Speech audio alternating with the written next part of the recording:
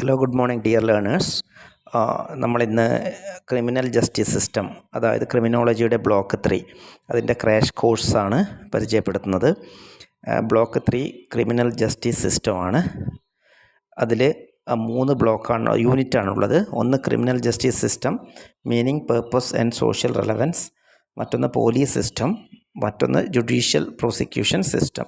ഇങ്ങനെ 3 യൂണിറ്റ്സാണ് criminal justice system എന്ന് പറയുന്ന ബ്ലോക്കിൽ ഉൾപ്പെട്ടിരിക്കുന്നത്. അപ്പോൾ അതിൻ്റെ ക്ലാസ് കൃത്യമായിട്ട് നിങ്ങൾക്ക് കിട്ടിയിട്ടുണ്ട്. സ്കോളേഴ്സ് ഹബ്ബ് വഴി കൃത്യമായിട്ട് ക്ലാസ് നൽകിയിട്ടുണ്ട്. അതിൻ്റെ ഒരു ക്രാഷ് കോഴ്സ് എന്ന് പറയുമ്പോൾ നമ്മളിതിൽ പ്രധാനപ്പെട്ട ക്വസ്റ്റ്യൻസ്, പിന്നെ 1 മാർക്ക് ക്വസ്റ്റ്യൻസ്, അതുപോലെ തന്നെ മറ്റ് ടൈപ്സ് ഓഫ് ക്വസ്റ്റ്യൻസ് ഒക്കെയാണ് നമ്മളിവിടെ പരിചയപ്പെടുത്തുന്നത്.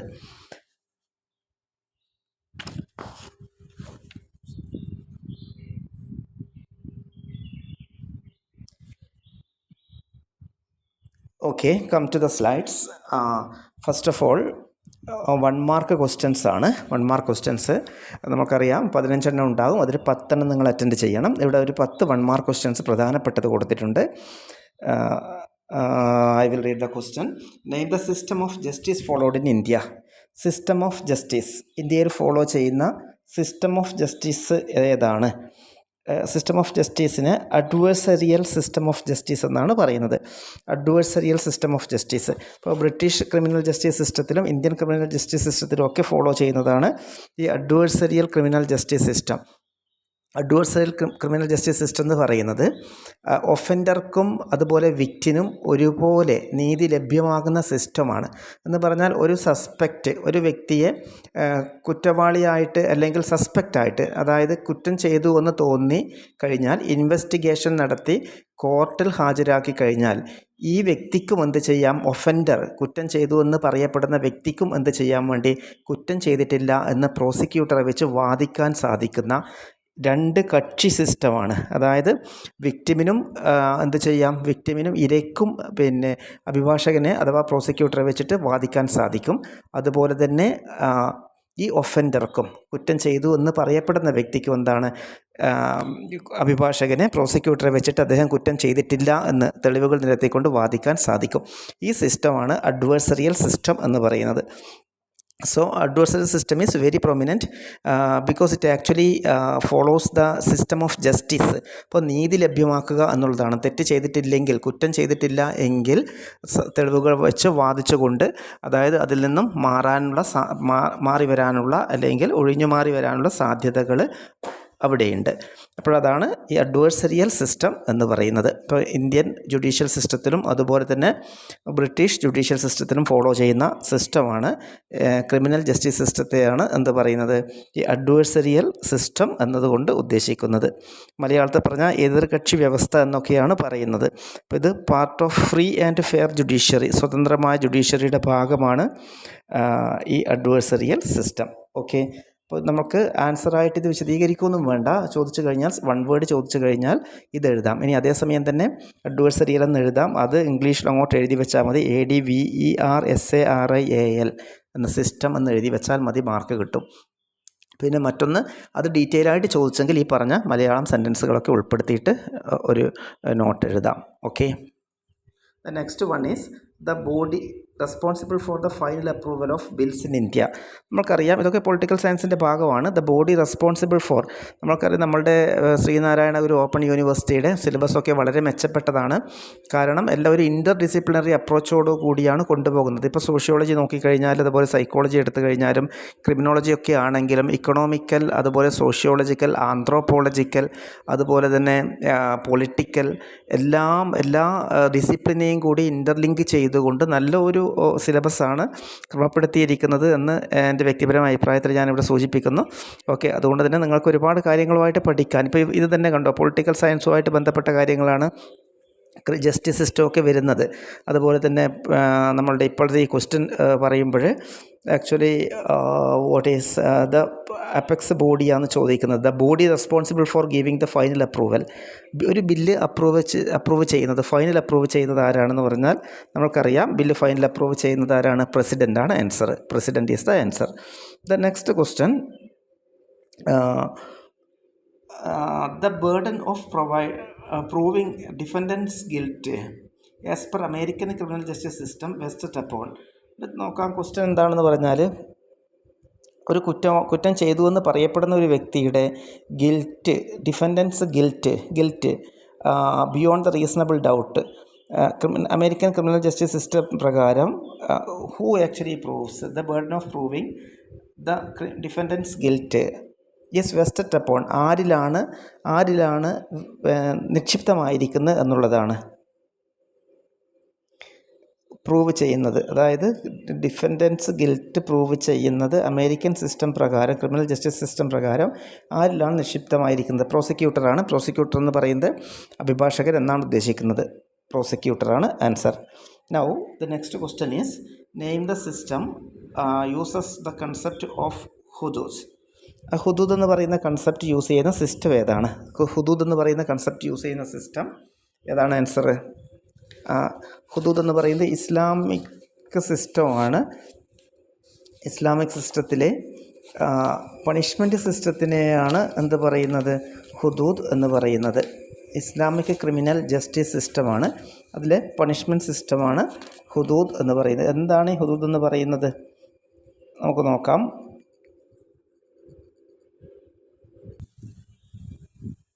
പേജ് നമ്പർ 102 102 പറയുന്നുണ്ട് ശരിയ ലോ ആൻഡ് ഹുദൂദ് ക്രൈംസ്. അപ്പോൾ ശരിയ ലോ എന്ന് പറയുന്നത് categorises crime into distinct groups with ഹുദൂദ് crimes being the most serious. ഈ ഹുദൂദ് ക്രൈം എന്ന് പറയുന്നതാണ് ഏറ്റവും സീരിയസ് ആയിട്ടുള്ള ക്രൈം. അതിൽ ഉൾപ്പെടുന്നത് offences such as theft, adultery, false accusation, drinking alcohol, ഇങ്ങനെ ഈ തുടങ്ങിയവയൊക്കെയാണ്. തെഫ്റ്റ് ഉണ്ട്, അഡൾട്ടറി മായം ചേർക്കലാണ്, തെറ്റായിട്ട് കുറ്റം ചുമത്തുക, അതുപോലെ തന്നെ ആൽക്കഹോൾ കൺസംഷൻ, ഇതൊക്കെയാണ് ഈ ഹുദൂദ് ക്രൈംസിൽ ഉൾപ്പെടുന്നത്. ഈ പണിഷ്മെൻറ്റ് സിവിയറാണ്. ഇതിൽ ആംപ്യൂട്ടേഷനും സ്റ്റോണിങ്ങുമാണ് പറയുന്നത്. ആംപ്യൂട്ടേഷനും സ്റ്റോണിങ് ഫോർ അഡൾട്ടറിക്ക് ആംപ്യൂട്ടേഷൻ ഉണ്ട്. ആംപ്യൂട്ടേഷൻ എന്ന് പറഞ്ഞാൽ അംഗവിച്ഛേദം, അതുപോലെ തന്നെ സ്റ്റോണിങ്, കല്ലെറിയുക, ഇതൊക്കെയാണ് ഹുദൂദ് ക്രൈംസിൻ്റെ പണിഷ്മെൻറ്റ് മെത്തേഡ്സ് വരുന്നത്. അപ്പോൾ ഇതാണ്. അപ്പോൾ ക്വസ്റ്റ്യൻ ചോദിച്ച് നമ്മളിത് ഏത് സിസ്റ്റമാണെന്നാണ് ക്വസ്റ്റ്യൻ. സിംഗിൾ വേർഡാണ് ആൻസർ. ഇസ്ലാമിക് ക്രിമിനൽ ജസ്റ്റിസ് സിസ്റ്റമാണ് ആൻസർ. ഇസ്ലാമിക് ക്രിമിനൽ ജസ്റ്റിസ് സിസ്റ്റത്തിലാണ് ഹുദൂദ് എന്ന് പറയുന്ന ടേം യൂസ് ചെയ്യുന്നത്. Crime fixed with punishment such as, അതിൽ ആംപ്യൂട്ടേഷനും അതുപോലെ തന്നെ സ്റ്റോണിങ്ങും, ഇത് രണ്ടുമാണ് പ്രധാനമായിട്ടുള്ള punishment methods. Okay, then next come to the next question. Name the ancient Indian text details investigation techniques and espionage. അതായത് ആൻഷ്യൻറ്റ് ഇന്ത്യൻ ടെക്സ്റ്റ് ഏതാണ്? പുരാതന ഇന്ത്യൻ ടെക്സ്റ്റ്. അതായത് എപ്പിസോണേജും അതുപോലെ തന്നെ എന്താണ് മറ്റൊന്ന് ഇൻവെസ്റ്റിഗേഷനൊക്കെ നടത്തുന്നത്. എപ്പിസോണേജ് എന്ന് പറഞ്ഞാൽ ചാരവൃത്തി എന്നാണ്. അത് ഏതാണ് ഏൻഷ്യൻ ഇന്ത്യൻ ടെക്സ്റ്റ്? അർത്ഥശാസ്ത്രയാണ്. കൗടില്യയുടെ അർത്ഥശാസ്ത്രയാണ് ആ ടെക്സ്റ്റ്. കൗടില്യാസ് അർത്ഥശാസ്ത്ര, അതാണ് ടെക്സ്റ്റ്. അതിലാണ് ഏതിനെക്കുറിച്ച് പറയുന്ന ഇൻവെസ്റ്റിഗേഷൻ ടെക്നിക്സിനെ കുറിച്ചും ചാരവൃത്തിയൊക്കെ കുറിച്ച് സൂചിപ്പിക്കുന്നത്. Next one, who heads the police force at the state level of India. State level of ഇന്ത്യയിലെ പോലീസ് ഫോഴ്സിൻ്റെ ഹെഡ് ആരാണ് എന്നതാണ് next question. Director general of police, നിങ്ങൾക്കറിയാമത് DGP ആണ്. ജനറൽ ക്വസ്റ്റ്യൻ ആണ്. The next one is name the section of CRPC which states cognizable offence. Cognizable offence state ചെയ്യുന്ന section ഏതാണ്? ഏതിൻ്റെ? CRPC, criminal procedure code. CRPC എന്ന് പറയുന്നത് criminal procedure കോഡാണ്. Criminal procedure code Indian ഇൻഡിപെൻഡൻസിന് ശേഷം ഫോം ചെയ്തതാണ് ക്രിമിനൽ പ്രൊസീജിയർ കോഡ്. ഇതിലെ സെക്ഷൻ 154 ആണ്, 154 ഏതിനെക്കുറിച്ച് പറയുന്നത്? Cognizable offence. എന്താണ് ഇനി കോഗ്നിസബിൾ ഒഫൻസ്? ആ ടേം നിങ്ങൾ പഠിച്ചിട്ടുണ്ട്, ക്ലാസ് എടുത്തിട്ടുണ്ട് സാറ്. അതായത് കോഗ്നിസബിൾ ഒഫൻസ് എന്ന് പറയുന്നത് ക്രൈമിൻ്റെ ഒരു രീതി വെച്ചിട്ട് വാറൻറ്റ് ഇല്ലാതെ ഒരു പോലീസ് ഓഫീസർക്ക് അറസ്റ്റ് ചെയ്യാൻ വേണ്ടി പറ്റുന്ന ക്രൈംസാണ്. ആ കാറ്റഗറീസ് ഓഫ് ക്രൈംസിനെയാണ് cognizable offence. Police can arrest culprit or സസ്പെക്റ്റിനെ വിത്തൗട്ട് വാറൻറ്റ് ഇല്ലാതെ, കോടതി വാറൻറ്റ് ഇല്ലാതെ അറസ്റ്റ് ചെയ്യാൻ സാധിക്കുന്ന ഒഫൻസസിനെയാണ് ഇത് പറയുന്നത് കൊഗ്നിസബിൾ ഒഫൻസ് എന്ന് പറയുന്നത്. Cognisable offence section 154. Next question, which crime prevention approach focus reducing benefits of committing crimes?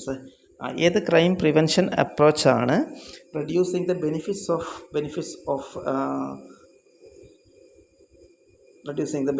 Of committing crimes? Commit ചെയ്യുന്നതിൻ്റെ ബെനിഫിറ്റ്സ് റെഡ്യൂസ് ചെയ്യുന്ന ഏത് ക്രൈം പ്രിവെൻഷൻ അപ്രോച്ചാണ്? സിറ്റുവേഷണൽ ക്രൈം പ്രിവെൻഷനാണ്. സിറ്റുവേഷണൽ ക്രൈം പ്രിവെൻഷൻ എന്നാണ് പറയുന്നത്.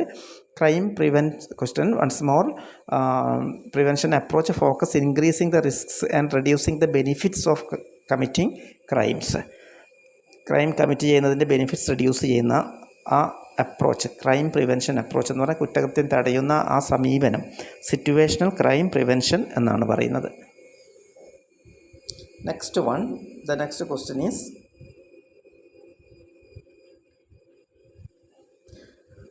what is the maximum sentence a chief judicial magistrate can impose? Maximum sentence that a chief judicial magistrate can impose. ഒരു chief judicial മജിസ്ട്രേറ്റിന് ചുമത്താൻ സാധിക്കുന്ന maximum years of sentence എത്രയാണ്? എത്ര വർഷത്തെ തടവ് ചുമത്താൻ സാധിക്കും എന്നതാണ്. CJMന് 7 years ഓഫ് ഇംപ്രിസൺമെൻ്റ് ആണ്. 7 വർഷത്തെ തടവ് ആണ് ചുമത്താനുള്ള അധികാരമുള്ളത് ചീഫ് ജുഡീഷ്യൽ മജിസ്ട്രേറ്റിന്. Next one, name the courts specially designed for handling acts like POCSO and NDPS Act. ഈ രണ്ട് NDPS ആക്റ്റും അതുപോലെ തന്നെ പോക്സോ ഒക്കെ ചുമത്താൻ അതിൽ സ്പീഡി ട്രയൽ ചെയ്യാൻ സാധിക്കുന്ന കോർട്ട് ഏതാണെന്നുള്ളതാണ് നമ്മളുടെ ക്വസ്റ്റ്യൻ. അപ്പോൾ അത് ഏത് കോർട്ടിലൂടെയാണ് ഇതിൻ്റെയൊക്കെ പണിഷ്മെൻറ്റ് വളരെ സ്പീഡിയായിട്ട് അല്ലെങ്കിൽ ട്രയൽ വളരെ സ്പീഡിയായിട്ട് കൊടുക്കുന്നത്? Special court. അതായത് ഏതൊക്കെ ആണ്?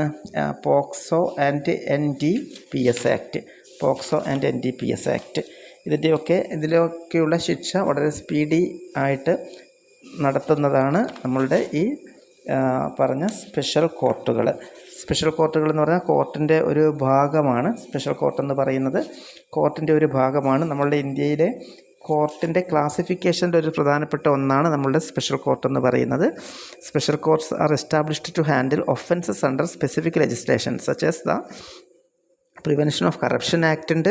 അതായത് പ്രത്യേക ലെജിസ്ലേഷൻ പ്രകാരമാണ് ഈ സ്പെഷ്യൽ കോർട്ടുകൾ രൂപീകരിച്ചിരിക്കുന്നത്. എന്തിനു വേണ്ടിയാണെന്ന് പറഞ്ഞാൽ കറപ്ഷൻ പ്രിവെൻറ്റ് ചെയ്യുന്നതിന് വേണ്ടിയിട്ട്. അതുപോലെ protection of children from sexual offences, അതാണ് പോക്സോ എന്ന് പറയുന്നത്. കുട്ടികളെ സെക്ഷൽ ഒഫൻസസിൽ നിന്ന് സംരക്ഷിക്കുന്നതിന് വേണ്ടിയിട്ട്. And narcotic drugs, psychotropic substances. അപ്പോൾ മറ്റൊരു ഏതാണ്? ഈ narcotic drug and psychotropic substances, NDPS act. അപ്പോൾ ഇതിൻ്റെയൊക്കെ കീഴിൽ വരുന്നതാണ് ഏത്? Special court. അപ്പോൾ ഇതിലൂടെയൊക്കെയുള്ള കുറ്റകൃത്യങ്ങൾ എന്ത് ചെയ്യും? സ്പെഷ്യൽ കോർട്ടിൽ വെച്ചിട്ട് പെട്ടെന്ന് തന്നെ വിചാരണ നടത്തുകയാണ് ചെയ്യുന്നത്. ഏതൊക്കെയാണ് items? Prevention of corruption, protection of children from sexual offences and narcotic drugs and psychotropic substances, NDPS. ഇതാണ്. Okay, so this is the answer. The next question is, which act governs the functioning of children's court? ഏത് ആക്റ്റാണ് children's court function ചെയ്യുന്നതിൻ്റെ act വരുന്നത്? which act governs the functioning of children's court?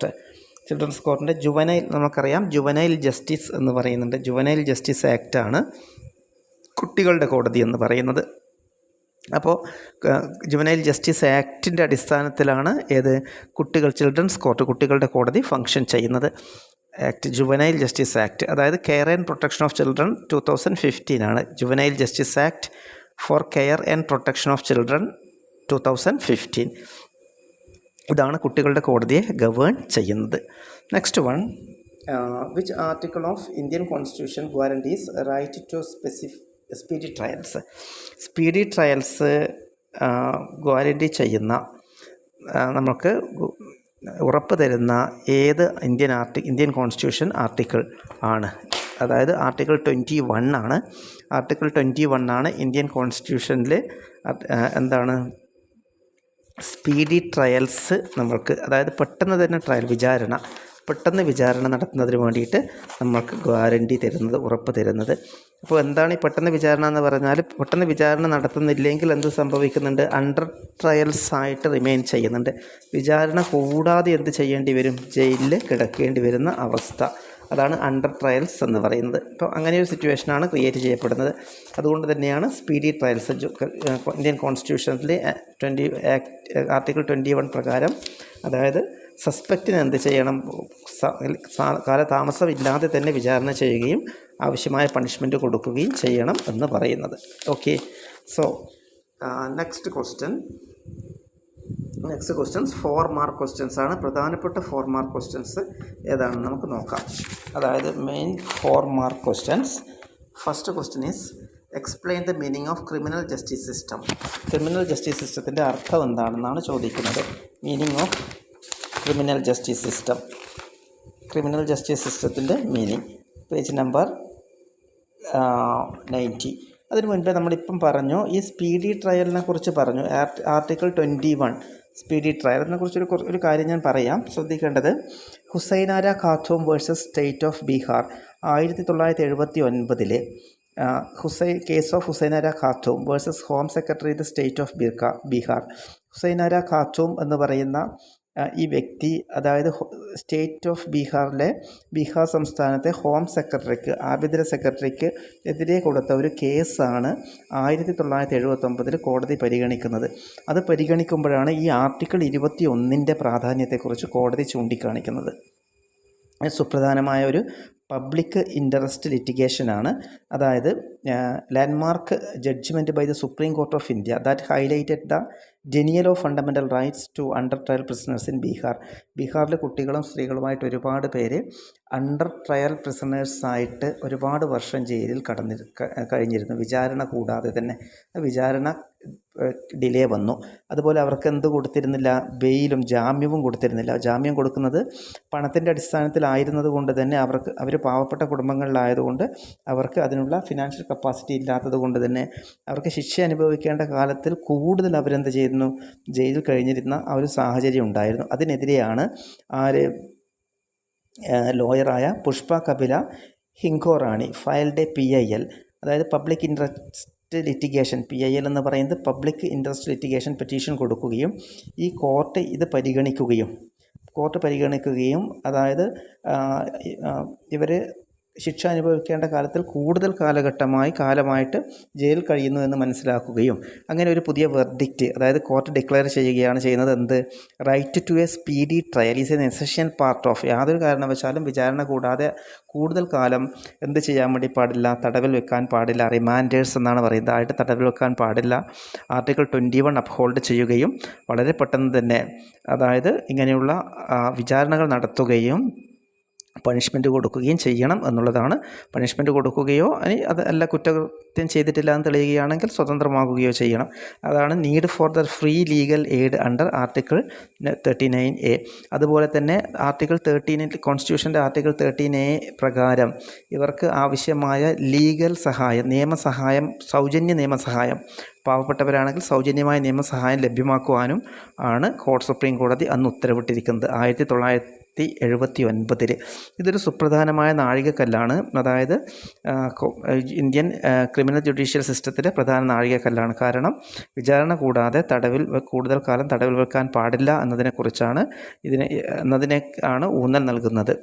മാത്രമല്ല ഇത് human rights ആണ്, അതായത് മനുഷ്യാവകാശ ലംഘനമാണെന്ന കാര്യം കൂടി കോടതി ചൂണ്ടിക്കാണിക്കുന്നു. ഓക്കെ, അതിപ്പോൾ ഞാനിത് സ്പീഡി ട്രയലുമായിട്ട് ബന്ധപ്പെട്ടൊരു അഡീഷണൽ ഇൻഫർമേഷൻ നിങ്ങൾക്ക് തന്നതാണ്. Okay, come back to the question. Explain the meaning of criminal justice system. Refer page number 90 ആണ്. 90 പറയുന്നുണ്ട് എന്താണ് ഇതിനെക്കുറിച്ച്. ഞാൻ ആ ഒരു ഫോർത്ത് ബ്ലോക്ക് മാത്രമാണ് ഞാൻ ക്രിമിനോളജിയിൽ എടുത്തത്. Actually then I was really explaining what's Indian criminal justice system എന്നുള്ളത്. ഇപ്പോൾ ഇന്ത്യൻ ക്രിമിനൽ ജസ്റ്റിസ് സിസ്റ്റം എന്താണെന്ന് വ്യക്തമായിട്ട് ഞാൻ അവിടെ പറഞ്ഞു തന്നിട്ടുണ്ട്. Anyway I will give you further more information regarding what is Indian criminal justice system. അപ്പോൾ ഇന്ത്യൻ ക്രിമിനൽ ജസ്റ്റിസ് സിസ്റ്റം എന്ന് പറയുന്നത് നമുക്ക് നോക്കാം. ലോ എൻഫോഴ്സ്മെൻറ്റ് ഏജൻസീസ് ഉണ്ട് ഇന്ത്യൻ ക്രിമിനൽ ജസ്റ്റിസ് സിസ്റ്റത്തിൽ. പ്രധാനമായിട്ട് ഉൾപ്പെടുന്നത് the meaning of criminal justice system, law enforcement agencies, police and investigative bodies. അത് ഒരു പ്രധാനപ്പെട്ട സവിശേഷതയാണ്. ലോ എൻഫോഴ്സ്മെൻറ്റ് എന്ന് പറഞ്ഞാൽ നിയമം നടപ്പിലാക്കുന്ന ഏജൻസികൾ. അതുപോലെ ജുഡീഷ്യറി ഉണ്ട്, ഇന്ത്യൻ ജുഡീഷ്യറി ഉണ്ട്, കോർട്സും ജഡ്ജസും ഉണ്ട്.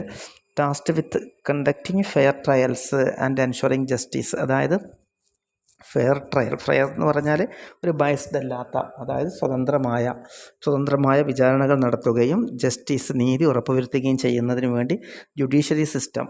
Next point. അപ്പോൾ ക്രിമിനൽ ജസ്റ്റിസ് സിസ്റ്റത്തെക്കുറിച്ച് ചോദിച്ചു കഴിഞ്ഞാൽ ലോ എൻഫോഴ്സ്മെൻറ്റ്, ജുഡീഷ്യറി ഉണ്ട്, അതുപോലെ തന്നെ കറക്ഷണൽ ഇൻസ്റ്റിറ്റ്യൂഷൻസ്. അതിനുശേഷം ഗിൽട്ടി ആണെന്ന് ബോധ്യപ്പെട്ട് കഴിഞ്ഞാൽ, പണിഷ്മെൻറ്റ് കൊടുത്തു കഴിഞ്ഞാൽ എന്താണ് കറക്ഷണൽ ഇൻസ്റ്റിറ്റ്യൂഷൻസ് എന്ന് പറഞ്ഞാൽ. കറക്ഷണൽ ഇൻസ്റ്റിറ്റ്യൂഷൻസ് എന്ന് പറഞ്ഞാൽ നമുക്കറിയാം prisons, probation services, rehabilitation centres. ഇവിടത്തേക്ക് ഇവരെ മാറ്റുന്നു, പണിഷ്മെൻറ്റ് കൊടുത്തുകൊണ്ട് മാറ്റുന്നു. ഇംപ്രിസൺമെൻറ്റ് ആവാം, റിഗ്രസ് ഇംപ്രിസൺമെൻറ്റ് ആവാം. അപ്പോൾ തടവ് ശിക്ഷ അനുഭവിക്കേണ്ടവർ അവിടെ തടവ് ശിക്ഷ അനുഭവിക്കുകയാണ് ചെയ്യുന്നത്. സോ ഇതിൽ റിഫോർമേഷൻ ഉണ്ട്. അതുപോലെ ഈ തടവ് ശിക്ഷ കൊടുക്കുമ്പോൾ തന്നെ ഇവരെ റിഫോം ചെയ്യുന്നുണ്ട്, റിഫോർമേഷൻ.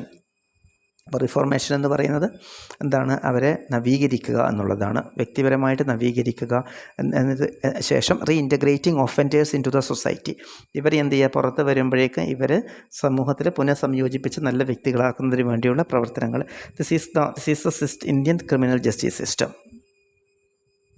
ഓക്കെ, അത് ഡീറ്റെയിൽ ആയിട്ട് പറഞ്ഞിട്ടുണ്ട്. 4th ബ്ലോക്ക് നന്നായിട്ടൊന്ന് റെഫർ ചെയ്യുക, അതിൽ എക്സ്പ്ലെയിൻ ചെയ്തിട്ടുണ്ട് ഞാൻ. മാത്രമല്ല ഇതേ ബ്ലോക്കിൽ തന്നെ, ഈ 3rd ബ്ലോക്കിൽ തന്നെ യൂനുസ് സാറ് ക്ലാസ് എടുത്തിട്ടുണ്ട്. Okay, the next one is discuss the case of OS. So no what are the purpose of criminal justice system. Criminal justice സിസ്റ്റത്തിൻ്റെ പേർപ്പസ്, ലക്ഷ്യങ്ങൾ എന്തൊക്കെയാണ്? കുറ്റകൃത്യ നീതിന്യായ വ്യവസ്ഥ എന്നൊക്കെ മലയാളത്തിൽ പറയും. അതിലെളുപ്പമാണ് ക്രിമിനൽ ജസ്റ്റിസ് സിസ്റ്റം എന്ന് എഴുതാൻ. അത് ഇംഗ്ലീഷിൽ അത് തന്നെ എഴുതി വെക്കാം. Okay, so actually the purpose of criminal justice system categorized into 4 different categories as per page number 90. The first one is maintain public order and ensure social safety. This is the first one, maintaining the public order. ഒരു പൊതുവായിട്ടുള്ള order, അതായത് സമൂഹത്തിലെ സുരക്ഷയും അതുപോലെ തന്നെ പൊതുവായിട്ടുള്ള ഒരു ഓർഡറും ഒരു രീതിയും ക്രിയേറ്റ് ചെയ്യുക എന്നുള്ളതാണ്. Public order and ensure social safety.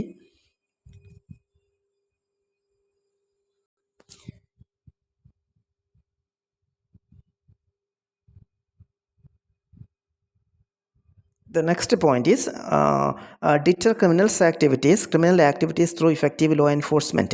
First നമ്മൾ പറഞ്ഞു പൊതുക്രമം, പബ്ലിക് ഓർഡർ, ഒരു പൊതുക്രമം, പൊതുരീതി. Okay, and the next one is deter criminal activities through effective law enforcement. കൃത്യമായ വളരെ ഫലപ്രദമായ നിയമം നടപ്പിലാക്കുന്നത് വഴി ക്രിമിനൽ പ്രവർത്തനങ്ങൾ, കുറ്റകൃത്യ പ്രവർത്തനങ്ങൾ തടയുക എന്നുള്ളതാണ് deter criminal activities. The next one is provide fair trials. Fair trial എന്ന് പറഞ്ഞാൽ ശരിയായ വിചാരണകളാണ്. ഫെയർ ട്രയൽസ്, ട്രൂ പ്രോസിക്യൂഷൻസ്, ശരിയായ വിചാരണ നടത്തുക. അപ്പോൾ ശരിയായ വിചാരണ നടത്തുക എന്നുള്ളതാണ്, അതാണ് നമ്മൾ അഡ്വേഴ്സറിയൽ സിസ്റ്റം എന്ന് പറയുന്നത്. ഒഫൻഡേഴ്സിനും വാദിക്കാം, കൾപ്രിറ്റിനും വാദിക്കാം. ഓക്കെ, സോ ട്രൂ പ്രോസിക്യൂഷനാണ് ഫെയർ ട്രയൽ, അത് നടത്തുക. അതിലൂടെയാണ് നമുക്ക് എന്ത് ചെയ്യാൻ വേണ്ടി പറ്റും? ജസ്റ്റിസ് ഡെലിവറി ചെയ്യാൻ വേണ്ടി പറ്റും. നീതി നടപ്പിലാക്കാൻ സാധിക്കും. ആർക്ക്? 2 പേർക്കും, വിക്ടിംസിനും അതുപോലെ ഒഫൻഡേഴ്സിനും. So true prosecutions to deliver justice for both victims and offenders. And now impose appropriate punishments while promoting the rehabilitation of offenders. ഒഫൻഡേഴ്സിന് എന്ത് ചെയ്യുക? പണിഷ്മെൻറ്റ് കൊടുക്കുകയും റിഹാബിലിറ്റേഷൻ നടത്തുകയും ചെയ്യുക എന്നുള്ളത് കൂടി ഇന്ത്യൻ ക്രിമിനൽ ജുഡീഷ്യൽ സിസ്റ്റത്തിൻ്റെ ഭാഗമാണ്. അതായത് അവർക്ക് എന്ത് ചെയ്യും? സിറ്റുവേഷണൽ ക്രിമിനൽസ് ഉണ്ട്. സിറ്റുവേഷണൽ ക്രിമിനൽസ് എന്ന് പറയുമ്പോൾ ഹാബിച്വൽ ക്രിമിനൽസ് ഉണ്ട്, ബോൺ ക്രിമിനൽസ് ഉണ്ട്, സിറ്റുവേഷണൽ ക്രിമിനൽസ് ഉണ്ട്, ഒക്കെ നമ്മൾ പഠിച്ചിട്ടുണ്ട്. അതായത് 2nd യൂണിറ്റിൽ ഫസ്റ്റ് ബ്ലോക്ക് 2nd യൂണിറ്റിൽ നമ്മൾ സീസറോ ലോംബ്രസോ അതുപോലെ തന്നെ ഫെൻറിക്കോ എറിയെക്കുറിച്ചൊക്കെ നിങ്ങൾ കേട്ടിട്ടുണ്ട്. അപ്പോൾ ഇവരൊക്കെ ക്ലാസിഫൈ ചെയ്യുന്ന ഈ ടൈപ്പ് ക്രിമിനൽസ്. അപ്പോൾ ഈ ടൈപ്പ് ക്രിമിനൽസിൽ ഈ ബോൺ ക്രിമിനൽസും അതുപോലെ തന്നെ ഹാബിച്വൽ ഒഫൻഡേഴ്സിനെയൊന്നും നമുക്ക് ചിലപ്പോൾ റിഫോം ചെയ്യാൻ വേണ്ടി പറ്റില്ല.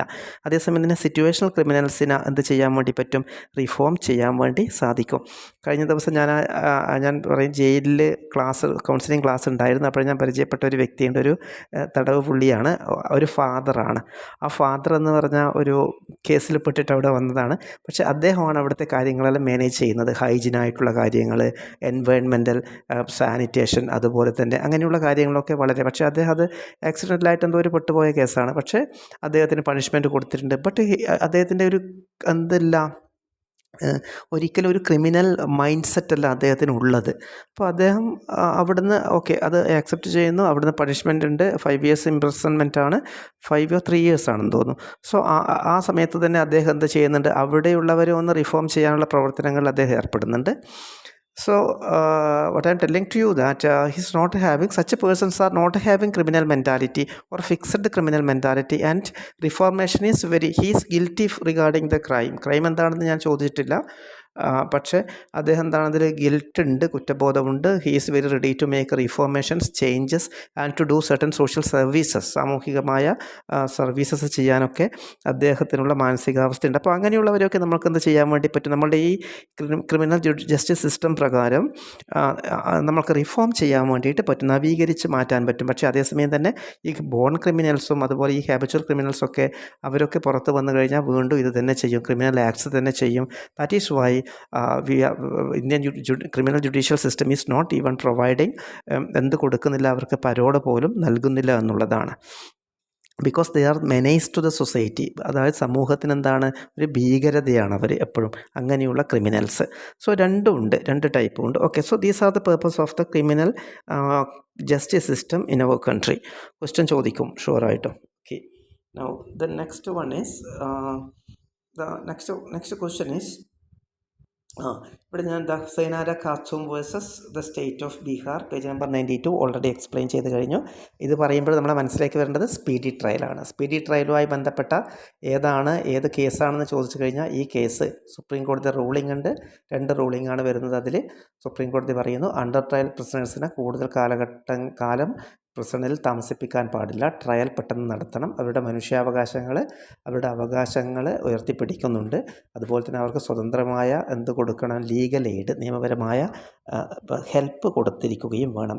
Okay, next one, the next question is explain the salient features of Indian Police Act 1961. Indian Police Act 1861, prior to our Indian independence.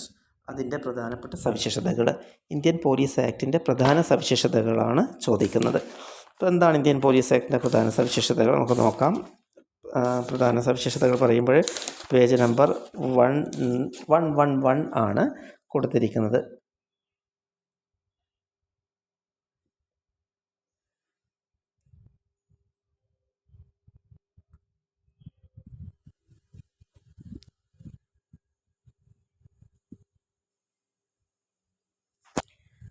So listen here, the Police Act of 1861 is a major law that governs the functioning of police in India. ഇപ്പോഴും നമുക്ക് പറയാൻ സാധിക്കും, അതായത് Indian police ആക്ടിൻ്റെ 1961 Indian police act തന്നെയാണ് ഇപ്പോഴും നമ്മളുടെ police ഫോഴ്സിനെ ഗവേൺ ചെയ്യുന്നത്. അതിലെ ഡ്യൂട്ടീസ്, റെസ്പോൺസിബിലിറ്റീസ്, സ്ട്രക്ചേഴ്സ്, പവേഴ്സ്, അതായത് ഉത്തരവാദിത്തങ്ങൾ, പോലീസിൻ്റെ ഉത്തരവാദിത്തങ്ങൾ, അതുപോലെ തന്നെ ഘടന, അതുപോലെ ശക്തി, ഇതൊക്കെ, അതുപോലെ കാറ്റഗറൈസേഷൻ എന്ന് പറയുന്നത് ക്ലാസിഫിക്കേഷൻ ഓഫ് പവേഴ്സ്, അതായത് താഴേക്കിടയിൽ നിന്ന് മുകളിലേക്ക് വരെയുള്ള പോലീസ് ഫോഴ്സിലെ ഹിറാർക്കി, ഇതൊക്കെ ഇന്നും ഇന്ത്യയിൽ നിലനിൽക്കുന്നത് 1861 ഫോം ചെയ്ത ഇന്ത്യൻ പോലീസ് ആക്ടിൻ്റെ അതേ ഘടനയിൽ തന്നെയാണ്. അപ്പോൾ അതിൻ്റെ ചില പ്രൊവിഷൻസ് നമുക്ക് നോക്കാം. What are the key provisions of Indian Police Act? The key provisions are, the first one is state government is responsible for the superintendent of police. Superintendent എന്ന് പറയും ഇവിടെ, നമുക്ക് അതാണ് പ്രൊനൗൺസിയേഷൻ, സൂപ്പറിൻറ്റൻഡൻറ്റ്, സൂപ്രണ്ട് എന്ന് നമ്മൾ മലയാളത്തിൽ പറയുന്നു. അതായത് സ്റ്റേറ്റ് ഗവൺമെൻറ്റാണ് പോലീസ് സൂപ്രണ്ടിൻ്റെ, state government is responsible for the superintendent of police. Superintendent of പോലീസിന് അവരുടെ ഉത്തരവാദിത്തം ആരാണ്, സ്റ്റേറ്റ് ഗവൺമെൻറ്റിലാണ് നിക്ഷിപ്തമായിരിക്കുന്നത്. Inspector general of police has the power of മജിസ്ട്രേറ്റിൻ്റെ പവറാണ് ആർക്കുള്ളത്, ഇൻസ്പെക്ടർ ജനറൽ ഓഫ് പോലീസിനുള്ളത്. അതുപോലെ തന്നെ മറ്റൊന്ന്, the inspector general of police powers are subject to the limitations imposed by the state. അതുപോലെ തന്നെ സ്റ്റേറ്റിന് എന്ത് ചെയ്യാൻ വേണ്ടി സാധിക്കും, ഈ ഇൻസ്പെക്ടർ ജനറലിൻ്റെ പവേഴ്സിനെ ലിമിറ്റ് ചെയ്യാൻ, പരിമിതപ്പെടുത്താനുള്ള അധികാരം ഉണ്ട്. അതുപോലെ appointment of police officers is subject to the constitution rules and made by the state government. അതായത് പോലീസ് ഓഫീസേഴ്സിനെ അപ്പോയിൻറ്റ് ചെയ്യുന്നത് സ്റ്റേറ്റ് ഗവൺമെൻറ്റാണ്. അത് ഏതിനെ അടിസ്ഥാനപ്പെടുത്തിക്കൊണ്ട് തന്നെയാണ്? ഇന്ത്യൻ കോൺസ്റ്റിറ്റ്യൂഷൻ റൂൾസിനെ അടിസ്ഥാനപ്പെടുത്തിക്കൊണ്ട് തന്നെയാണ്. Police officers cannot resign without leave for or 2 months notice. 2 months notice നൽകാതെ പോലീസ് ഓഫീസേഴ്സിന് എന്ത് ചെയ്യാൻ വേണ്ടി പറ്റില്ല? റിസൈൻ ചെയ്യാൻ വേണ്ടി സാധിക്കില്ല. And they cannot engage in other employment. മറ്റ് എംപ്ലോയ്മെൻറ്റിൽ അവർക്ക് എൻഗേജ് ചെയ്യാൻ വേണ്ടി സാധ്യമല്ല. The next one is pay and other conditions of service of subordinate police officers are determined by the state government. Police ഫോഴ്സിൻ്റെ അതിലുള്ള ഓഫീസേഴ്സിൻ്റെ പേയ്മെൻ്റ് ഒക്കെ നിശ്ചയിക്കുന്നത് സ്റ്റേറ്റ് ഗവൺമെൻറ്റിൻ്റെ ചുമതല ആണ്. അതുപോലെ തന്നെ മറ്റൊന്ന്, the act contains provisions for the regulation of public assemblies and processions. അപ്പോൾ അതുപോലെ തന്നെ ഈ ആക്ട്, നമ്മളുടെ ഈ police act, Indian police act എന്തിനെക്കുറിച്ച് പറയുന്നുണ്ട്? പബ്ലിക് അസംബ്ലീസ്, അതുപോലെ തന്നെ പ്രൊസഷൻസ്, അതായത് പൊതുവായ കൂടിച്ചേരലുകൾ, അതിൻ്റെ നിയന്ത്രണം, അതുപോലെ ധർണ, ഇതിൻ്റെ നിയന്ത്രണമൊക്കെ ഇതിൽ ഉൾപ്പെടുന്ന ഭാഗമാണ്. ഇനി മാത്രമല്ല, the act allows for the appointment of special police officers four specific purpose. ഈ ആക്ട് പ്രകാരം പ്രത്യേക സാഹചര്യങ്ങളിൽ സ്പെഷ്യൽ പോലീസ് ഓഫീസേഴ്സിനെ നിയമിക്കുവാനുള്ള അധികാരവും ആർക്കുണ്ട്? സ്റ്റേറ്റ് ഗവൺമെൻറ്റിനുണ്ട്. സ്പെഷ്യൽ പോലീസ് ഓഫീസേഴ്സ് എന്ന് പറയുന്നത് നമുക്കറിയാം, ഇപ്പോൾ NCC കേഡറ്റ്സിനെ ആണെങ്കിലും അല്ലെങ്കിൽ കോളേജ് സ്റ്റുഡൻസിനൊക്കെ ആണെങ്കിലും ഇലക്ഷൻ ടൈമിനൊക്കെ എന്തായിട്ട് ചെയ്യുന്നുണ്ട്? സ്പെഷ്യൽ പോലീസ് ഓഫീസേഴ്സിനെ നിയമിക്കുന്നുണ്ട്. അപ്പോൾ അതൊക്കെ ഈ ആക്ടിൻ്റെ ഭാഗമാണ്. അപ്പോൾ ഇതൊക്കെ റിവ്യൂ ചെയ്തിട്ടുണ്ട്. ഈ 1861 പ്രീ ഇൻഡിപെൻഡൻസ് ടൈമിലെ ആക്ടൊക്കെ റിവ്യൂ ചെയ്തിട്ടുണ്ട്. പക്ഷേ ഇതിൻ്റെയൊക്കെ പ്രൊവിഷൻസൊക്കെ തന്നെയാണ് നമ്മളുടെ ആ പുതിയ പോലീസ് ആക്ട്, ഇന്ത്യൻ ഫ്രീ ഇന്ത്യയിലെ പോലീസ് ആക്ടിലും ഉൾപ്പെടുന്നത്. Okay. And the next question is,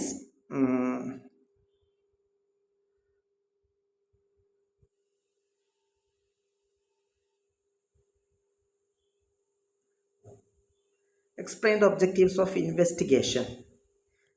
explain the objectives of investigation. ഇൻവെസ്റ്റിഗേഷൻ്റെ ഒബ്ജക്റ്റീവ്സ് ആണ് നെക്സ്റ്റ് വരുന്നത്. Objectives of the investigation. എന്തൊക്കെയാണ് ഇൻവെസ്റ്റിഗേഷൻ്റെ ഒബ്ജക്റ്റീവ്സ് എന്ന് പറയുന്നത്?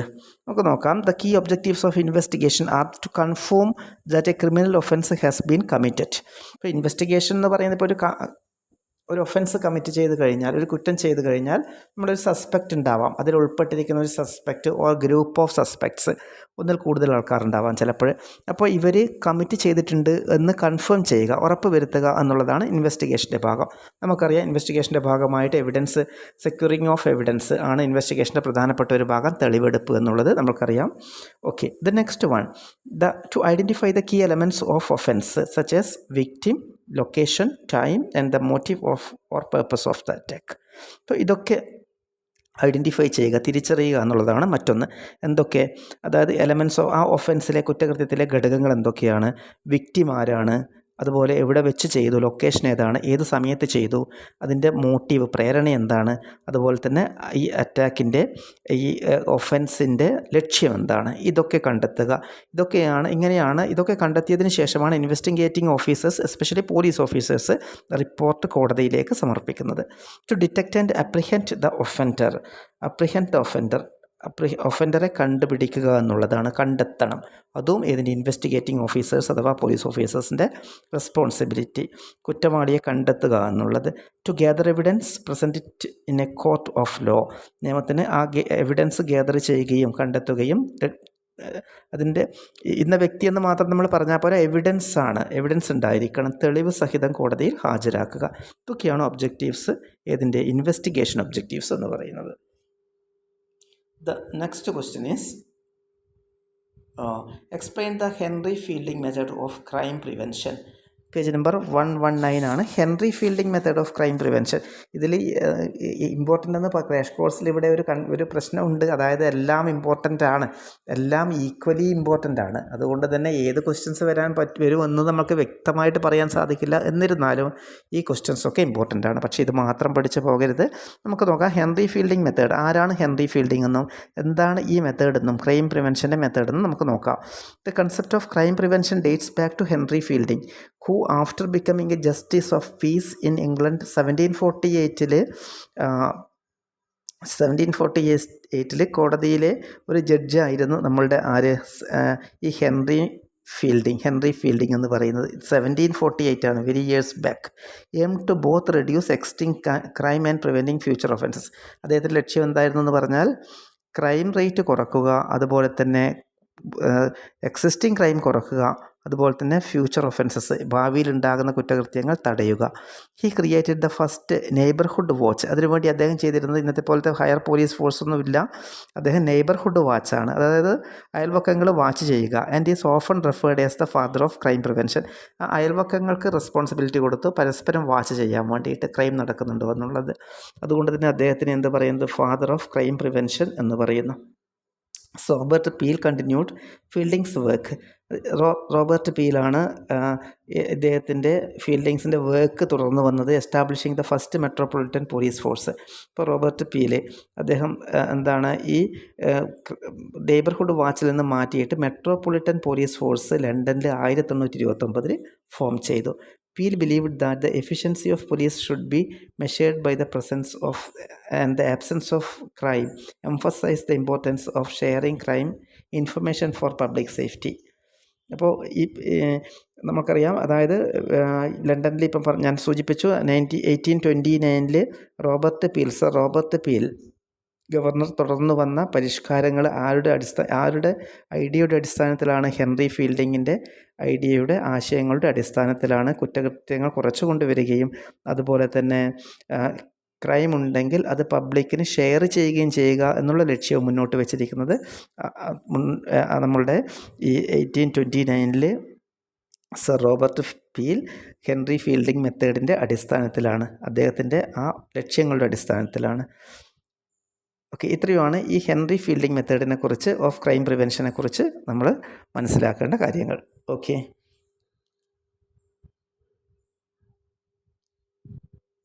Next one, explain the structure of criminal codes in India.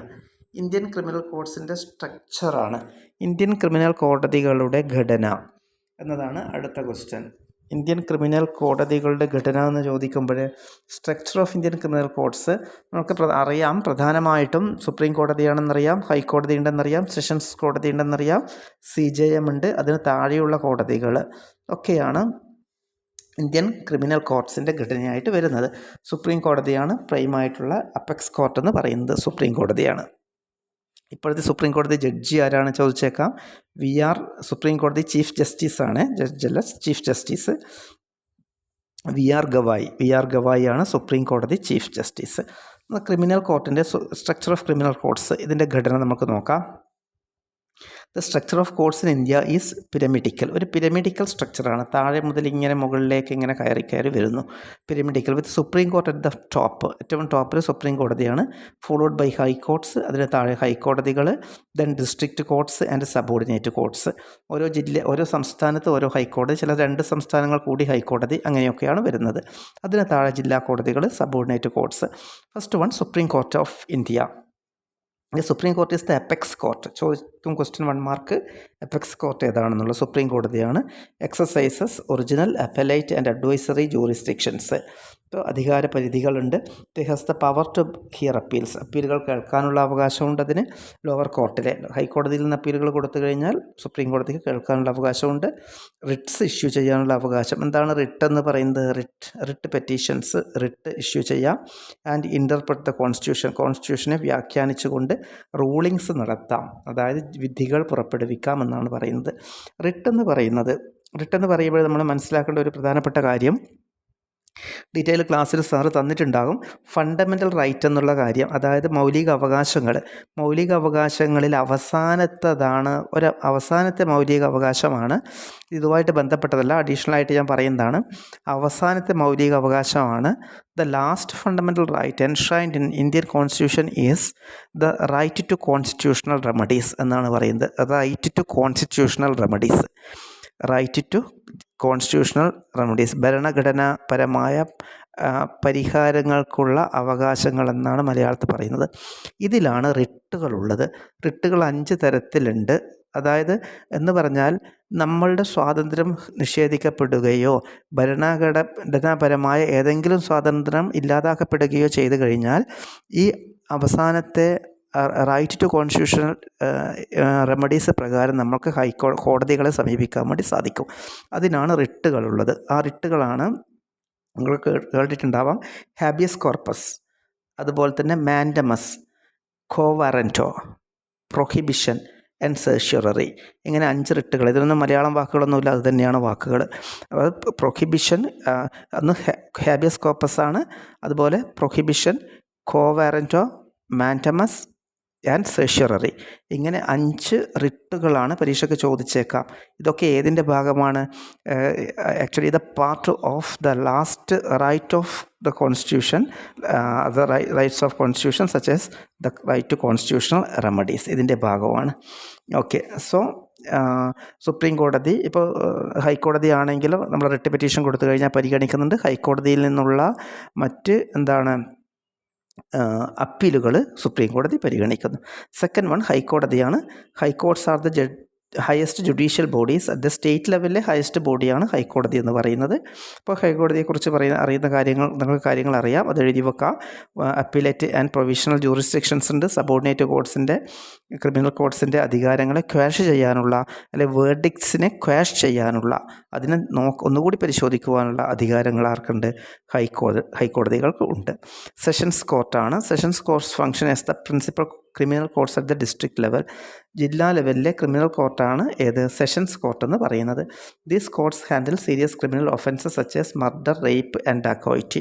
ഇതൊക്കെ ഡീല് ചെയ്യുന്നുണ്ട്. മർഡറും അതുപോലെ റേപ്പ് ആണെങ്കിലും ഡാക്കോയിറ്റി, റോബറി ഒക്കെ ഡീല് ചെയ്യുന്നുണ്ട് ഏത്? Sessions court. The sessions judge presiding over these courts can impose any sentence permitted by the law. Sessions കോടതി ജഡ്ജികൾക്ക് എന്ത് ചെയ്യാം? ലോ പെർമിറ്റ് ചെയ്ത ഏതൊരു ഒരു പണിഷ്മെൻറ്റും ഇമ്പോസ് ചെയ്യാനുള്ള അധികാരമുണ്ട്. ഡെത്ത് പെനാൽറ്റി ഇമ്പോസ് ചെയ്യാനുള്ള അധികാരം സെഷൻസ് കോടതി ജഡ്ജികൾക്ക്, ചീഫ് ജസ്റ്റിസിനുണ്ട്. അതേസമയം തന്നെ next one chief judicial magistrate, CJM. ഇപ്പോൾ CJMൻ്റെ അധികാരങ്ങൾ നമുക്ക് നോക്കാം. CJM courts are located in the district level beneath the sessions court. Sessions കോർട്ടിൻ്റെ താഴെയായിട്ടാണ് എവിടെയുള്ളത്? ജില്ലാ ലെവലിൽ CJM കോർട്ടുകളുള്ളത്. Less severe criminal offences and oversee the operations of other magistrate courts. അപ്പോൾ അധികം സിവിയർ അല്ലാത്ത, കഠിനമല്ലാത്ത ക്രിമിനൽ ഒഫൻസുകൾ ഒക്കെ, കുറ്റകൃത്യങ്ങളൊക്കെ ഡീൽ ചെയ്യുന്നത് ഇവിടെ വെച്ചാണ്? CJM കോർട്ടിൽ വെച്ചിട്ടാണ്. പിന്നെ അതിന് താഴെയായിട്ട് ഇവിടെ ഒരു പ്രധാനപ്പെട്ട പ്രത്യേകത ശ്രദ്ധിക്കേണ്ടത്, ഈ CJM കോർട്ടിന് 7 വർഷത്തെ ഇംപ്രിസൺമെൻറ്റ് മാത്രമേ ചുമത്താനുള്ള അധികാരമുള്ളൂ എന്നുള്ളത് ക്വസ്റ്റ്യൻ ചോദിച്ചേക്കാം, 1 മാർക്ക്. പക്ഷേ അതിന് താഴെയുള്ള judicial magistrate of first class judicial magistrate വേറെ ഒരു കാറ്റഗറിയാണ്. അവർക്ക് എന്ത് ചെയ്യാൻ വേണ്ടി പറ്റും? 3 വർഷം വരെയുള്ള ഇംപ്രിസൺമെൻറ്റ് കൊടുക്കാനുള്ള അധികാരമുണ്ട്. അതേസമയം തന്നെ അതിന് താഴെയുള്ള judicial magistrate of second class judicial മജിസ്ട്രേറ്റിനെ 1 വർഷം വരെയുള്ള ഇംപ്രിസൺമെൻറ്റ് കൊടുക്കാനുള്ള അധികാരം മാത്രമാണുള്ളത്. ഈ judicial magistrate of second class എന്ന് പറയുന്നത് ജുഡീഷ്യൽ മജിസ്ട്രേറ്റ് ഓഫ് ഫസ്റ്റ് ക്ലാസ്സിന് താഴെയായിട്ട് വരുന്നതാണ്. ഇങ്ങനെയൊക്കെയാണ് Indian structure of criminal courts in India, criminal കോർട്ടിൻ്റെ സ്ട്രക്ചർ, ഘടന മൂവ് ചെയ്യുന്നത്. ഓക്കെ,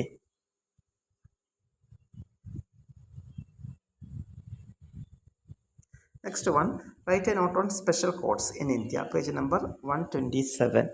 അതായത് സ്പെഷ്യൽ കോർട്ടിനെ കുറിച്ച് ഒരു ഷോർട്ട് നോട്ട് എഴുതാനാണ്. സ്പെഷ്യൽ കോർട്ടിനെ കുറിച്ചുള്ള ഷോർട്ട് നോട്ട് എന്ന് പറയുമ്പോൾ സ്പെഷ്യൽ കോർട്ടിനെ കുറിച്ച് ഞാൻ ഓൾറെഡി പറഞ്ഞു കഴിഞ്ഞു.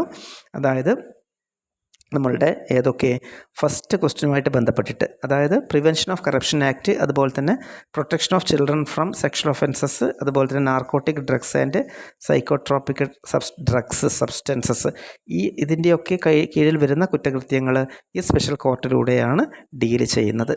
ഓക്കെ, ആ സ്പെഷ്യൽ കോർട്ടിനെ കുറിച്ച് ഡീറ്റെയിൽ ആയിട്ട് നമ്മൾ ഫസ്റ്റ് 1 മാർക്ക് ക്വസ്റ്റ്യനിൽ ഡീറ്റെയിൽ ആയിട്ട് പറഞ്ഞിട്ടുണ്ട്, ഒന്ന് കേൾക്കുക. Okay, next one, what do you mean by juvenile justice board എന്നുള്ളതാണ് മറ്റൊരു ക്വസ്റ്റ്യൻ. എന്താണ് ജുവനൈൽ ജസ്റ്റിസ് ബോർഡ് എന്നത്?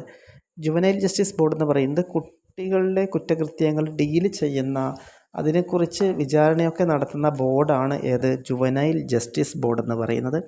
അപ്പോൾ ഇതിൽ ജുവനൈൽ ജസ്റ്റിസ് ബോർഡിൽ സ്റ്റേറ്റ് ഗവൺമെൻറ്റാണ് established by the state government or a district or a group of districts to handle cases involving juveniles in conflict with law. അപ്പോൾ നിയമവുമായിട്ട് നിയമപരിരക്ഷയിൽ വരാത്ത അല്ലെങ്കിൽ നിയമലംഘനം നടത്തിയ കുട്ടികളെ ആണ് ഈ ജുവനൈൽ ജസ്റ്റിസ് ബോർഡ് ഡീൽ ചെയ്യുന്നത്. അപ്പോൾ അത് നമുക്ക് ഓരോ സംസ്ഥാനത്തും എന്തുണ്ട്, ഓരോ ജില്ലയിലും ജുവനൈൽ ജസ്റ്റിസ് ബോർഡുകൾ ഉണ്ട് എന്നുള്ളതാണ് പ്രത്യേകത. ഈ ജുവനൈൽ ജസ്റ്റിസ് ഈ ബോർഡിൻ്റെ അധികാരങ്ങളെന്ന് പറയുന്നത് exercises the same powers S those conferred under the code of criminal procedure code. ഞാൻ പറഞ്ഞിട്ടുണ്ട്, ക്രിമിനൽ പ്രൊസീജിയർ കോഡ് ഇന്ത്യൻ സ്വാതന്ത്ര്യത്തിന് ശേഷമാണ് എസ്റ്റാബ്ലിഷ് ചെയ്തിരിക്കുന്നത്. 1973 ക്രിമിനൽ പ്രൊസീജിയർ കോഡിലെ എല്ലാ പവേഴ്സും, അതായത് ഈ ബോർഡിന് അതിലെ കുറ്റവാളികളെ നിയന്ത്രിക്കുന്നതിനുള്ള എല്ലാ പവേഴ്സും ഏതിൽ കൊടുത്തിട്ടുണ്ട്, ജുവനൈൽ ജസ്റ്റിസ് ബോർഡിൽ നൽകിയിട്ടുണ്ട്. അതായത് അതിൽ ജുഡീഷ്യൽ മജിസ്ട്രേറ്റിനുള്ള അധികാരങ്ങൾ ഈ ജുവനൈൽ ബോർഡിലെ മജിസ്ട്രേറ്റിന് കൊടുത്തിട്ടുണ്ട്. അപ്പോൾ ഇവിടെ ഈ അപ്പോയിൻമെൻറ്റ് എങ്ങനെയാണെന്ന് നമുക്ക് നോക്കാം. അതായത് magistrates R appointed to the board must possess special knowledge or the training in child psychology or child welfare. Child സൈക്കോളജിയിലോ ചൈൽഡ് വെൽഫെയറിലോ സ്പെഷ്യൽ നോളജുള്ള, പ്രത്യേക അറിവുകളുള്ള അല്ലെങ്കിൽ ട്രെയിനിങ് ലഭിച്ചിട്ടുള്ള ആൾക്കാരെയാണ്, മജിസ്ട്രേറ്റിനെയാണ് ഇതിൽ മജിസ്ട്രേറ്റായിട്ട്, ഈ ബോർഡിലെ മജിസ്ട്രേറ്റായിട്ട് അപ്പോയിൻറ്റ് ചെയ്യപ്പെടുന്നത്. അതുപോലെ തന്നെ the state government may terminate A board members appointment after an inquiry if the member is found guilty or abusing their powers. അതുപോലെ തന്നെ സ്റ്റേറ്റ് ഗവൺമെൻറ്റിന് എന്തുണ്ട്, ഈ ബോർഡിലെ ഒരു മെമ്പറെ അപ്പോയിൻമെൻറ്റ് ടെർമിനേറ്റ് ചെയ്യാനുള്ള അധികാരമുണ്ട്. അവർ കൃത്യമായിട്ട് പവേഴ്സിൻ്റെ അടിസ്ഥാനത്തിൽ, ആക്ടിൻ്റെ പവേഴ്സിൻ്റെ അടിസ്ഥാനത്തിൽ പ്രവർത്തിക്കുന്നില്ല എന്ന് കണ്ടു കഴിഞ്ഞാൽ. മറ്റൊന്ന്, ഈ ബോർഡിലുള്ള പ്രധാനപ്പെട്ട മറ്റാൾക്കാർ സോഷ്യൽ വർക്കേഴ്സ് ഉണ്ടായിരിക്കും. Must have at least 7 years of experience in health, education or welfare ആക്ടിവിറ്റീസിൽ. ഈ മേഖലകളിലെ കുറഞ്ഞത് 7 വർഷത്തെ പരിജ്ഞാനമുള്ള സോഷ്യൽ വർക്കേഴ്സിനെയും എന്ത് ചെയ്യുന്നുണ്ട്, ഇവിടെ ഈ ബോർഡിൽ അപ്പോയിൻറ്റ് ചെയ്യുന്നുണ്ട്. അപ്പോൾ കൃത്യങ്ങളെ അതിൽ വിചാരണകളും അതിനെക്കുറിച്ച് വിശകലനം ചെയ്യുന്നതുമായ ബോർഡ് ആണ് ഏത്, ജുവനൈൽ ജസ്റ്റിസ് ബോർഡ് എന്നുള്ളത്. ഓക്കെ, നെക്സ്റ്റ് നമുക്ക് 10 മാർക്ക് ക്വസ്റ്റ്യൻസ് ആണ്. സോ ഒരു 4 10 മാർക്ക് ക്വസ്റ്റ്യൻസ് ഇവിടെയുണ്ട്. ഇതിൽ നിന്ന് ക്വസ്റ്റ്യൻസ് ചോദിച്ചേക്കാം. You have to write only 2 10 mark questions in the public examination at the same time in crash course. every blocks consists of 4 or 3 or 4 10 mark questions. all are important. അതുകൊണ്ട് തന്നെ ആ 10 mark questions ചിലപ്പോൾ ഈ 10 mark questions 4 മാർക്കിലേക്കും വരാം. അതുകൊണ്ട് എല്ലാ ക്വസ്റ്റ്യൻസിനും importance കൊടുക്കുക. So we will be examining what are the 10 mark questions provided here in this crash course. So the first one is the Britain criminal justice system. British criminal justice സിസ്റ്റമാണ് ചോദിച്ചിരിക്കുന്നത്. 99 page number 99 വിശദമായിട്ട് പറയുന്നുണ്ട്. British criminal justice സിസ്റ്റമാണ് British criminal justice system. ഇപ്പോൾ British criminal justice system എന്ന് പറയുമ്പോൾ നമ്മൾ അതിൻ്റെ സോഫിസ്റ്റിക്കേഷൻ, കടമെടുപ്പ് തന്നെയാണ് നമ്മളുടെ ഇന്ത്യൻ ക്രിമിനൽ ജസ്റ്റിസ് സിസ്റ്റം വരുന്നത്. കാരണം ഇവിടെ നമ്മളെ പ്രീ ഇൻഡിപെൻഡൻസ് ടൈമിൽ ഇവിടെ ഉണ്ടായിരുന്നത് ബ്രിട്ടീഷേഴ്സാണ്. അവരുടെ ഒരുപാട് laws and regulations and rules നമ്മൾ അഡോപ്റ്റ് ചെയ്തിട്ടുണ്ട്. ഞാൻ ഫസ്റ്റ് തന്നെ പറഞ്ഞിട്ടുണ്ട്, അഡ്വേഴ്സറിയൽ ആൻഡ് ഇൻക്വിസിറ്റോറിയൽ എലമെൻറ്റ്സ് ഏതിലുണ്ട്, ഇന്ത്യൻ ക്രിമിനൽ ജസ്റ്റിസ് സിസ്റ്റത്തിലുണ്ട്. അഡ്വേഴ്സറിയൽ ആൻഡ് ഇൻക്വിസിറ്റോറിയൽ എന്ന് പറഞ്ഞാൽ എന്താണ്, അതായത് കുറ്റവാളിക്കും അതുപോലെ തന്നെ ഇരയ്ക്കും ഒരുപോലെ നീതി ലഭിക്കുന്നതിനാവശ്യമായ വിചാരണകൾ നടത്താനുള്ള കോടതി സാഹചര്യങ്ങളെയാണ് അഡ്വേഴ്സറിയൽ എന്ന് പറയുന്നത്. ഇൻക്വിസിറ്റോറിയൽ എന്ന് പറഞ്ഞാൽ എവിഡൻസ് പ്രൊവൈഡ് ചെയ്തുകൊണ്ട്, എവിഡൻസിൻ്റെ അടിസ്ഥാനത്തിലാണ് എന്ത് ചെയ്യുന്നത്, ശിക്ഷ നൽകപ്പെടുന്നത്. അതാണ് ഇൻക്വിസിറ്റോറിയൽ. അപ്പോൾ അതാണ് ഫസ്റ്റ് സവിശേഷത. അതായത് ബ്രിട്ടീഷ് ക്രിമിനൽ ജസ്റ്റിസിൻ്റെയും ഇന്ത്യൻ ക്രിമിനൽ ജസ്റ്റിസിൻ്റെയും പ്രധാനപ്പെട്ട സവിശേഷത എന്ത് തന്നെയാണ്, അഡ്വേഴ്സറിയൽ ആൻഡ് ഇൻക്വിസിറ്റോറിയൽ എലമെൻറ്റ്സ് ആണ്. അഡ്വേഴ്സറിയലും ഇൻക്വിസിറ്റോറിയലുമായ ഘടകങ്ങളാണ്. നമുക്ക് നോക്കാം. ബ്രിട്ടീഷ് ക്രിമിനൽ ജസ്റ്റിസ് സിസ്റ്റം എന്ന് പറയുമ്പോൾ ഫസ്റ്റ് പോയിൻ്റ് അതാണ്. അതുപോലെ തന്നെ നെക്സ്റ്റ് വൺ അപ്പോൾ ഈ hybrid approach combines through investigations with safeguards individual rights. അപ്പോൾ ഈ രണ്ട് ഈ അപ്രോച്ചാണ് അഡ്വേഴ്സറിയൽ ആൻഡ് ഇൻക്വിസിറ്റോറിയൽ ഫാക്ടേഴ്സാണ് നമുക്ക് കുറ്റവാളികൾക്ക് തക്കതായ ശിക്ഷ നൽകുന്നതും വിക്ടിംസിന് ഇരകൾക്ക് ജസ്റ്റിസ് അതായത് നീതി നൽകുന്നതും. Next point sentencing framework. Sentencing framework എന്ന് പറഞ്ഞാൽ പണിഷ്മെൻറ്റ് സിസ്റ്റമാണ്. പണിഷ്മെൻറ്റ് സിസ്റ്റം നോക്കാം. ബ്രിട്ടീഷ് പണിഷ്മെൻറ്റ് സിസ്റ്റം എന്താണെന്ന്. The UK sentencing system makes a nuanced approach with serious crimes often lead to custodial sentences, including life imprisonment വരുന്നുണ്ട്. അതുപോലെ periodic reviews by parole boards, അതുപോലെ തന്നെ അതായത് ലൈഫ് ഇംപ്രിസൺമെൻറ്റ് കൊടുക്കുന്നുണ്ട്. Sentencing ഫ്രെയിംവർക്കിൽ life imprisonment, alternatives, ഇതിന് പുറമേയുള്ള ഓൾട്ടർനേറ്റീവ്സ്. നമുക്ക് ഇതുമായിട്ട് ഇതിനെക്കുറിച്ച് പറയുമ്പോൾ നമുക്കറിയാം ഇന്ത്യൻ ക്രിമിനൽ ജസ്റ്റിസ് സിസ്റ്റവുമായിട്ട് നല്ല മാച്ചിങ് ഉണ്ട്. അതായത് ഈ ഇംപ്രിസൺമെൻറ്റിന് പുറമേ എന്തുണ്ട്, അതിന് ഓൾട്ടർനേറ്റീവ്സ് ഉണ്ട്, അതിന് ഓൾട്ടർനേറ്റീവ്സ് ബദലുകളാണ്. Such as community orders, fine ഉണ്ട്, suspend sentences are used for lesser offences. അപ്പോൾ ഇതിന് പകരം എന്ത് കൊടുക്കുന്നുണ്ട്, ഇംപ്രിസൺമെൻറ്റിന് പകരം ഫൈൻ. അപ്പോൾ ചെറിയ ഷോർട്ട് 1 ഇയർ ഇംപ്രിസൺമെൻ്റ് ഒക്കെ ആണെങ്കിൽ ഫൈൻ അടച്ചിട്ട് എന്ത് ചെയ്യുന്നുണ്ട്, അതിൽ നിന്ന് ഒഴിവാക്കി കൊടുക്കുന്നുണ്ട്. അതുപോലെ തന്നെ മറ്റ് കമ്മ്യൂണിറ്റി ഓർഡേഴ്സ്, കമ്മ്യൂണിറ്റി സർവീസസ് കൊടുത്തുകൊണ്ട് ഫൈനോ അല്ലെങ്കിൽ ചെറിയ കാലശിക്ഷ ഒഴിവാക്കി കൊടുക്കുന്നു എന്നുള്ളതൊക്കെയാണ് സെൻറ്റൻസിങ് ഫ്രെയിംവർക്കായിട്ട് വരുന്നത്.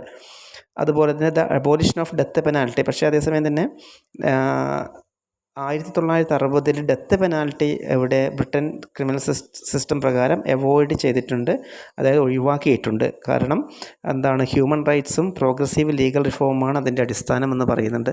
മനുഷ്യാവകാശങ്ങൾ, പ്രോഗ്രസീവ് ലീഗൽ റൈറ്റ്സ്, പുരോഗമനാത്മകമായ നിയമപരമായ റിഫോംസ്, പരിഷ്കാരങ്ങളുടെ അടിസ്ഥാനത്തിലാണ് ഡെത്ത് സെൻറ്റൻസ് ഒഴിവാക്കിയിരിക്കുന്നത്.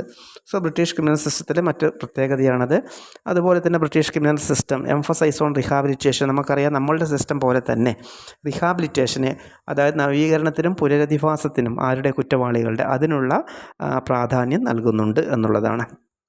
അപ്പോൾ അതിനു വേണ്ടിയിട്ട് ജയിലുകളിൽ അതിൻ്റേതായ പോളിസീസ് ഇംപ്ലിമെൻറ്റ് ചെയ്യുന്നുണ്ട്. പോളിസീസ് എന്തൊക്കെയായിരിക്കാം? അത് കൗൺസിലിംഗ് പോളിസീസ് ഉണ്ടാവാം, അതുപോലെ തന്നെ എഡ്യൂക്കേഷൻ ആൻഡ് വൊക്കേഷണൽ ട്രെയിനിങ് ഉണ്ടാവാം, തെറാപ്പി നൽകാം, അതുപോലെ റിസ്റ്റോറേറ്റീവ് ജസ്റ്റിസ് കോമ്പൻസേഷൻ കൊടുത്തുകൊണ്ട്, ഇരയായവർക്ക് കോമ്പൻസേഷൻ കൊടുത്തുകൊണ്ട് ഷോർട്ട് ടേമായിട്ട് എന്ത് ചെയ്യുക, punishment, year of punishment regulate ചെയ്യാം. ഇതൊക്കെയാണ് അതിൻ്റെ ഭാഗം വരുന്നത്. Education and vocational training, counselling and therapy, restorative justice.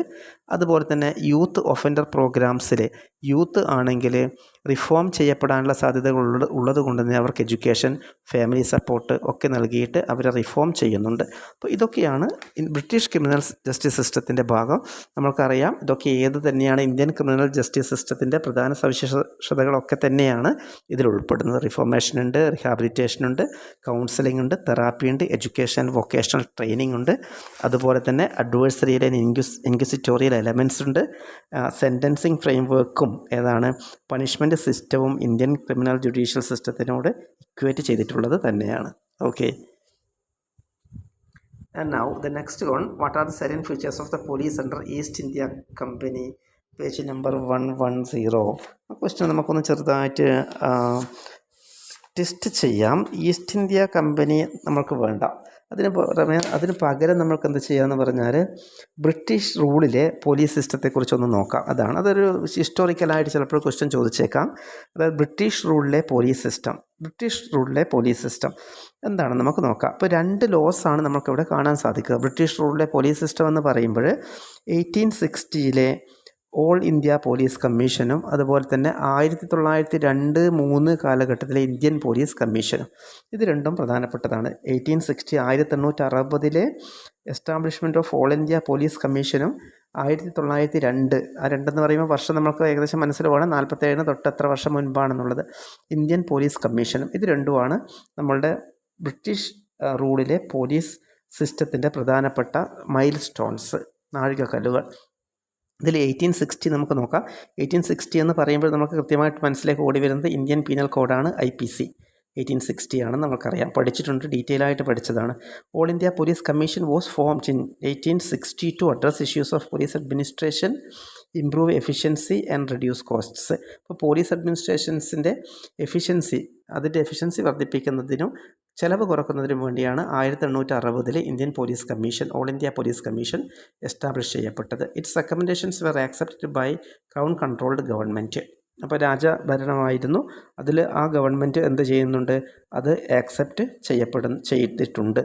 In March 1861 all India police act was passed. 1861 all India police act പാസ്സാക്കപ്പെട്ടു. Came into effect on March 22 after receiving governors general assent. Governor ജനറലുടെ assent സമ്മതം കിട്ടുകയും അനുമതി ലഭിക്കുകയും അങ്ങനെ ഈ നിയമം, അതായത് ഇന്ത്യൻ പോലീസ് ആക്ട് 1861 പാസ്സാക്കപ്പെടുകയും ചെയ്തു. The act introduced uniform police system across British India.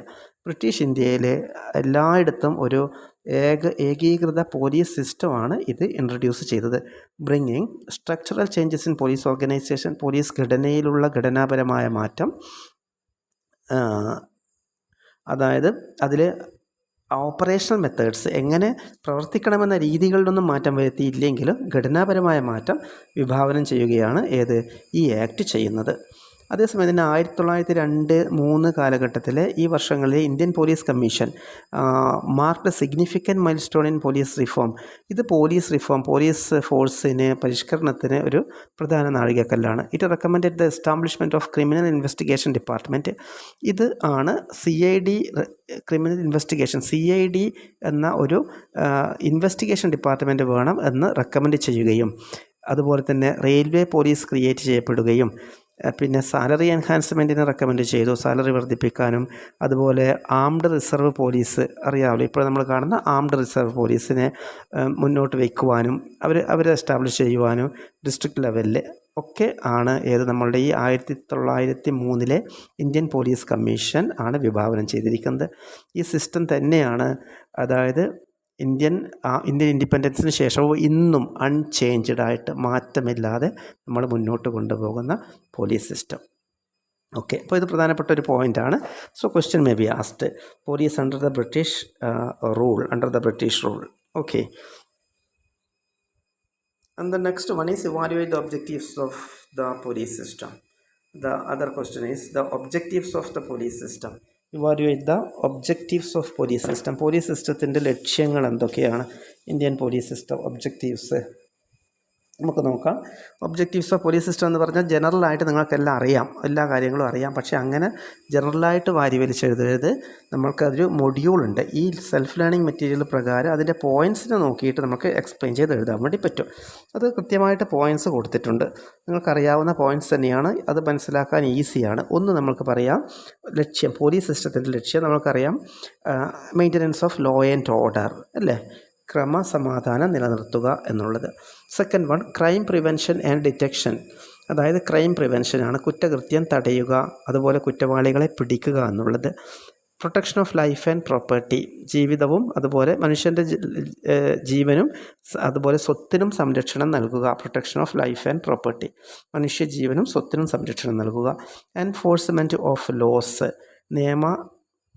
നിയമങ്ങൾ നടപ്പിലാക്കുക എന്നുള്ളതാണ്. ഇംപ്ലിമെൻറ്റേഷൻ ഓഫ് ലോസ് എന്നാണ്, നിയമങ്ങൾ നടപ്പിലാക്കുക. കമ്മ്യൂണിറ്റി അസിസ്റ്റൻസ് ആണ്, സമൂഹത്തെ സഹായിക്കുക എന്നുള്ളതാണ്. ആ റെസ്പോൺസിബിലിറ്റി കൂടെ എന്തുണ്ട്, പോലീസ് ഫോഴ്സിന് ഉണ്ട്. ട്രാഫിക് മാനേജ്മെൻറ്റ് മറ്റൊന്ന്, അതായത് ട്രാഫിക് നിയന്ത്രിക്കുക.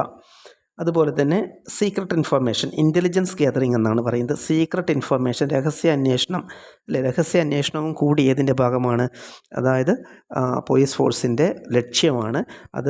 അതുവഴി ക്രൈം തടയാൻ സാധിക്കും. ടെററിസം അതുപോലെ തന്നെ ഭീകരവാദമൊക്കെ തടയുന്നതിന് വേണ്ടിയും സെക്യൂരിറ്റി മെയിൻറ്റെയിൻ ചെയ്യുക, സുരക്ഷ ഉറപ്പുവരുത്തുക, സോഷ്യൽ സെക്യൂരിറ്റി മെയിൻറ്റെയിൻ ചെയ്യുക, അതൊക്കെ ഒബ്ജക്റ്റീവിൽ ഉൾപ്പെടുത്താൻ വേണ്ടി സാധിക്കും. അതായത് സീക്രട്ട് ഇൻഫർമേഷൻ. VIP സെക്യൂരിറ്റി, അതായത് ഹൈ പ്രൊഫൈൽ ഇൻഡിവിജ്വൽസിന് സെക്യൂരിറ്റി നൽകുക എന്നുള്ളത് പോലീസ് ഫോഴ്സിൻ്റെ ഭാഗമാണ്. ഡിസാസ്റ്റർ മാനേജ്മെൻറ്റ് നമുക്കറിയാം, അതായത് ഡിസാസ്റ്റർ മാനേജ്മെൻറ്റും ഏതിൻ്റെ ഭാഗമാണ്, പോലീസ് ഫോഴ്സിൻ്റെ ഭാഗമാണ്. ഡിസാസ്റ്റർ റിലീഫ്, റിക്കവറി എഫേർട്സ് നമുക്കറിയാം. ദുരന്തം സംഭവിച്ച ഭാഗത്ത് പോലീസ് ഫോഴ്സിൻ്റെ സാന്നിധ്യം എത്രത്തോളം ഉണ്ടെന്ന് നമുക്കറിയാം. നല്ല സാന്നിധ്യം ഉണ്ടാകുന്നുണ്ട്, അവരുടെ പ്രവർത്തനങ്ങളുണ്ട്. Especially you can see the Kerala police, the very intellectual police force in India എന്ന് തന്നെ പറയാം. ഇന്ത്യയിലെ ഒരു വളരെ ഇൻ്റലക്ച്വൽ പോലീസ് ഫോഴ്സാണ് കേരള പോലീസ്. അപ്പോൾ ഈ കേരള പോലീസിൻ്റെ ഭാഗത്തു നിന്ന് നല്ല ഇൻ്റലക്ച്വൽ ആക്ടിവിറ്റീസ്, പക്ഷേ പലപ്പോഴും അത് പൊളിറ്റിക്കൽ റെസ്ട്രിക്ഷൻസ് കൊണ്ട് ആണ് ഇല്ലാതായി പോകുന്നത്. രാഷ്ട്രീയ നിയന്ത്രണങ്ങൾ അവിടെ ഉണ്ടാകുന്നത് കൊണ്ടാണ് അവർക്ക് ആ പോലീസ് ഫോഴ്സിന് അത്രത്തോളം ഓരോ ഇൻഡിവിജ്വൽസിന് അവരുടെ കപ്പാസിറ്റി ഇംപ്ലിമെൻറ്റ് ചെയ്യാനും അതിലൂടെ അവർക്ക് സോഷ്യൽ സെക്യൂരിറ്റി അല്ലെങ്കിൽ സോഷ്യൽ ഗോൾസ് മെയിൻറ്റെയിൻ ചെയ്യാൻ സാധിക്കാത്തത് എന്നുള്ളത് സത്യമാണ്. സോ ഡിസാസ്റ്റർ മാനേജ്മെൻറ്റിലൊക്കെ വളരെയധികം എനിക്കറിയാം. ഞാൻ ആ മേപ്പാടി കഴിഞ്ഞ ഉരുൾപൊട്ടലിൽ 3 ദിവസം കൗൺസിലിംഗ് ക്യാമ്പിലുണ്ടായിരുന്നു. അവിടെയൊക്കെ പോലീസുകാരുടെ ആ ഇൻ്റർവെൻഷനൊക്കെ എന്ന് പറഞ്ഞാൽ വളരെയധികം ടൈം ടെസ്റ്റഡ്, അതുപോലെ തന്നെ വളരെ ഇൻ്റലക്ച്വൽ ആയിട്ടുള്ള ഇൻ്റർവെൻഷൻസൊക്കെ നമുക്ക് അങ്ങനെയുള്ള ആ ദുരന്ത മുഖങ്ങളിൽ കാണാൻ വേണ്ടി സാധിക്കും. Okay. And maintaining public trust, trust എന്ന് പറഞ്ഞ വിശ്വാസം, വിശ്വാസം നിലനിർത്തുക, പൊതുവായിട്ടുള്ള വിശ്വാസം നിലനിർത്തുക എന്നുള്ളത് കൂടി കോൺഫിഡൻസ്, അതുപോലെ തന്നെ ട്രാൻസ്പെറൻസി ഒക്കെ നിലനിർത്തുക എന്നുള്ളത് സുപ്രധാനമായ ലക്ഷ്യമാണ്. അതുപോലെ internal security of the counter terrorism, അതായത് രാജ്യസുരക്ഷയും അതുപോലെ തന്നെ ഭീകരവാദത്തെ തടയുകയും ചെയ്യുക എന്നുള്ളത്. റിഹാബിലിറ്റേഷൻ ആൻഡ് റിഫോർമേറ്റീവ് മെഷേഴ്സ് ഉണ്ട്. അതായത് റിഹാബിലിറ്റേഷൻ മെഷേഴ്സ്, പുനരധിവാസ പരിഷ്കരണ പ്രവർത്തനങ്ങൾ ജയിലുകളിലെ പോലീസ് ഓഫീസേഴ്സിന് ചെയ്യാനുണ്ട്.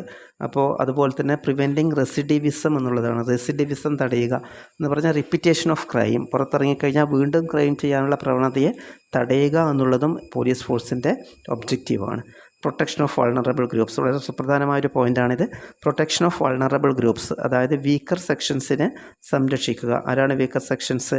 വുമൺ, ചിൽഡ്രൻ, അതുപോലെ എൽഡേർലി, മുതിർന്നവർ, അതുപോലെ മാർജിനലൈസ്ഡ് കമ്മ്യൂണിറ്റീസ് എന്ന് പറഞ്ഞാൽ പാർശ്വവൽക്കരിക്കപ്പെട്ട കമ്മ്യൂണിറ്റീസ്, സാമ്പത്തികമായും സാമൂഹികമായും പിന്നോക്കം നിൽക്കുന്ന കമ്മ്യൂണിറ്റീസ്, ഇവരെയൊക്കെ പ്രൊട്ടക്റ്റ് ചെയ്യുക, സംരക്ഷിക്കുക. ഇവരൊക്കെയാണ് വൾണറബിൾ ഗ്രൂപ്പ്സ് എന്ന് പറയുന്നത്.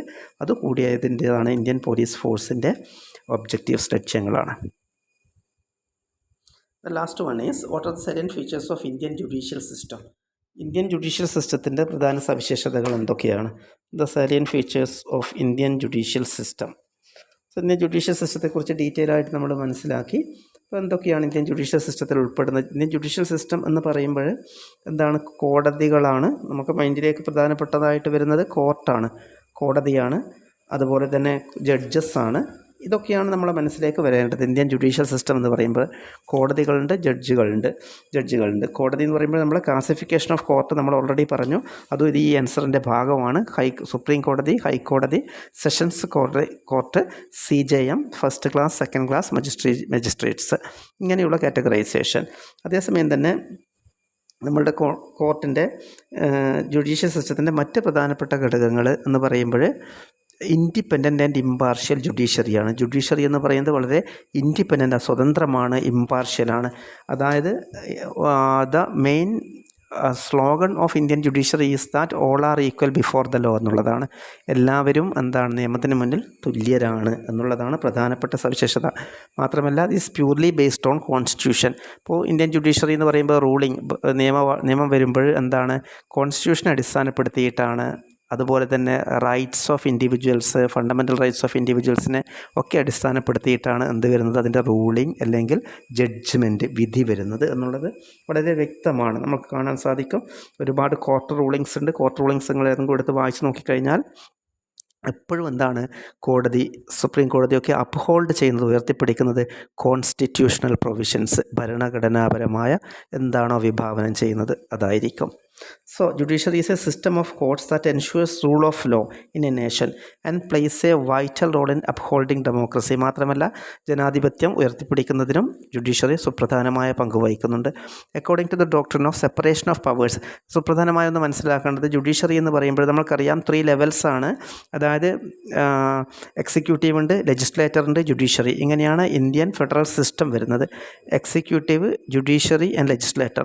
അപ്പോൾ ഈ ജുഡീഷ്യറി എന്ന് പറഞ്ഞാൽ എക്സിക്യൂട്ടീവിൽ നിന്നും അതുപോലെ തന്നെ ലെജിസ്ലേച്ചറിൽ നിന്നും ഇൻഡിപെൻഡൻ്റ് ആണ്. അവിടെ അവരുമായിട്ട് യാതൊരു ബന്ധമില്ല.